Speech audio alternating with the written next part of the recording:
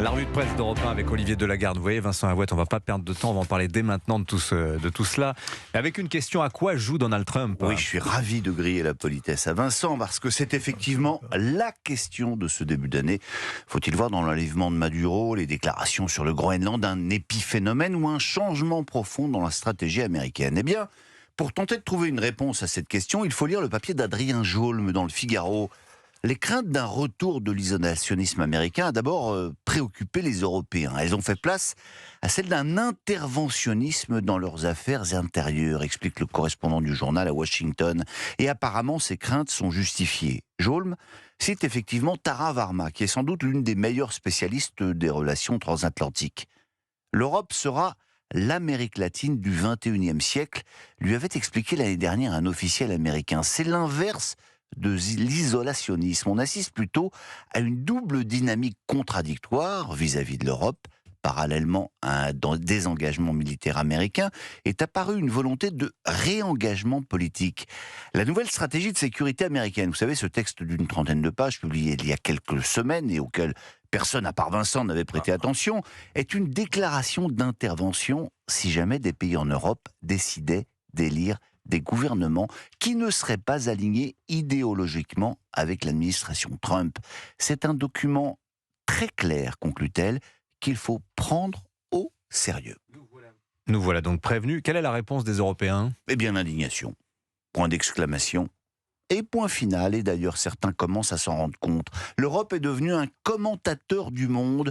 C'est ce qu'explique Édouard Philippe, interrogé dans le Figaro ce matin. Que ne l'a-t-il fait plus tôt quand il était aux affaires ? Lui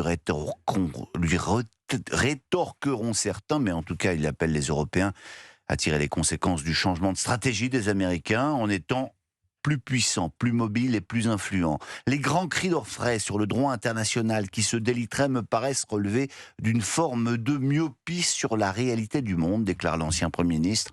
On aime à se draper dans l'idée d'une autonomie stratégique. La seule autonomie qui nous reste, c'est une autonomie de commentaires. Cela devrait nous inquiéter, ajoute-t-il. L'Europe n'a jamais eu de réelle volonté de puissance, préférant être un espace commercial de prospérité et de paix.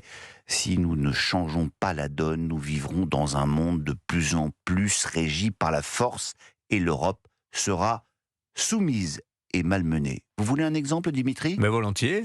Alors prenez les Échos. Le quotidien consacre un grand dossier au pétrole vénézuélien. En fait, explique David Barrault, pendant longtemps, pour se fournir en matières premières, il fallait juste y mettre le prix sur le marché mondial. Le commerce était tout. Avec la raréfaction ou la captation des ressources par certains, comme les Chinois, eh bien les règles ont changé. On peut critiquer Trump dans sa stratégie de captation des ressources, ou supposait-elle, mais au moins, il a une stratégie, écrit-il. L'Europe, qui est confrontée aux mêmes défis, ne bouge pas. Elle n'a pas de stratégie. Celle de Trump n'est peut-être pas la bonne, conclut-il, mais quelle est la stratégie européenne ? La question est sans réponse. Alors si, il y a tout de même un dossier sur lequel l'Europe avance, c'est le Mercosur, qui sera signé lundi prochain, et l'opinion lui consacre son plus gros titre, et elle a raison, car c'est l'histoire d'un naufrage français.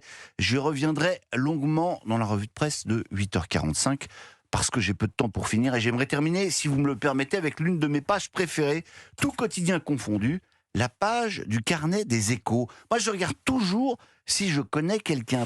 Ils sont nés un 7 janvier. Alors, aujourd'hui, il y a par exemple Nicolas Cage, 62 ans, Christian Louboutin, le chausseur de ces dames, Marie Desplechin. Mais il manque quelqu'un, mon cher Dimitri. Tout va venir. Écoutez. Happy birthday to you. Happy birthday to you. Happy birthday. Ventura, carrément. Bon anniversaire, mon cher Dimitri Pavlenko. Joyeux anniversaire, Dimitri. Merci. Joyeux anniversaire, Dimitri. Oh, vous êtes sympa, vous êtes sympa. Je penserai aux vôtres. Vous me donnerez les dates, parce que je les ai pas toutes, malheureusement. Ne les faites pas du tout. Bon, vous êtes sympa. Merci beaucoup, Olivier Delagarde. Votre revue de presse sur Europe